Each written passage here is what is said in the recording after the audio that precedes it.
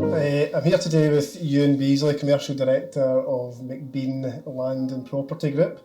We're going to discuss the upcoming changes to the repairing standard within the lettings industry. The Housing Scotland Act 2006 sets out the duties placed on private landlords by the repairing standard.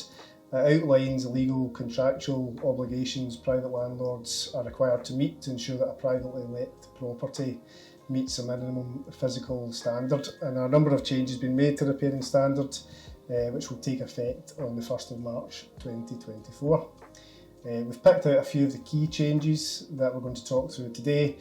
However, you'll find more details on our landlord's newsletter which will be emailed out. I'd like to start with the requirement for water pipes to be free of lead. Ewan, can you give us some information on how you would identify this and the importance of water pipes being free of lead as well, if you can? Yeah, so the lead pipes is actually quite a straightforward one. Unfortunately, with lead pipes, the only way of knowing if you have them or not is to uplift flooring and visually see if you have or have not got lead pipes. Okay. Yeah, it's as straightforward as that for the lead pipes. Right, okay. Yeah. And what is the kind of problem with having lead pipes? Why do you think they're looking to implement this change in the first place? So I believe there are studies that show that if lead pipes are present in some properties, it can lead to some health issues. Okay. Yeah. Okay. We'll now move on to the requirement for electrical installations to be protected by a residual current device, or RCD as they're more commonly referred to. What are the dangers or the difficulties with having an installation that doesn't have RCDs? So, I mean, nowadays it's quite straightforward stuff for the electricians. Any new consumer unit or fuse board that is fitted is as standard has an RCD protection. So for many landlords, it might be a case of updating their consumer unit. That's not a massively costly exercise.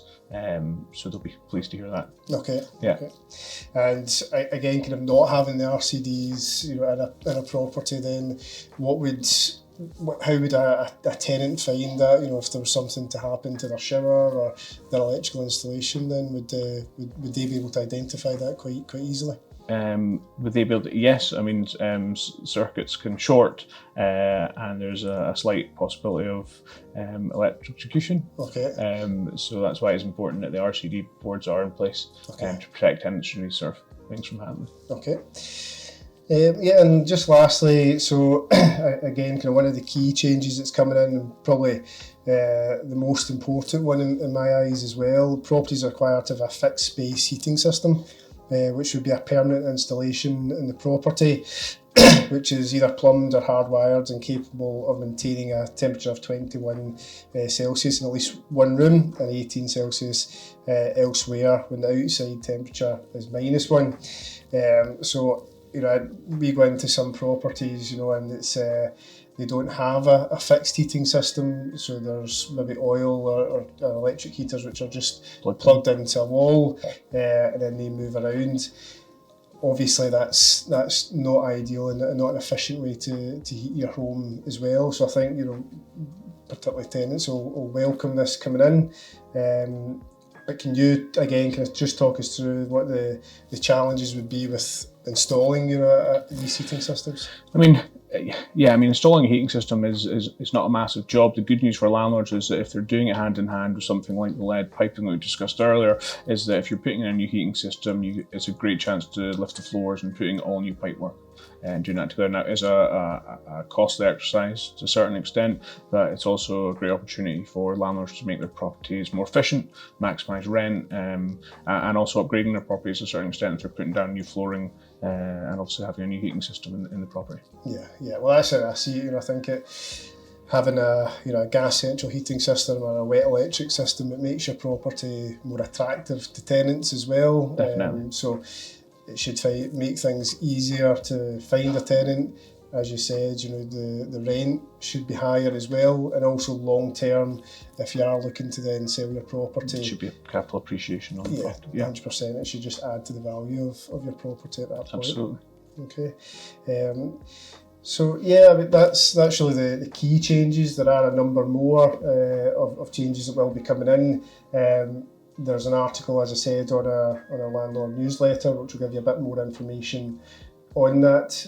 However, if you do have any questions, then don't hesitate to get in touch with our property management team, who can give you a bit more information on these changes.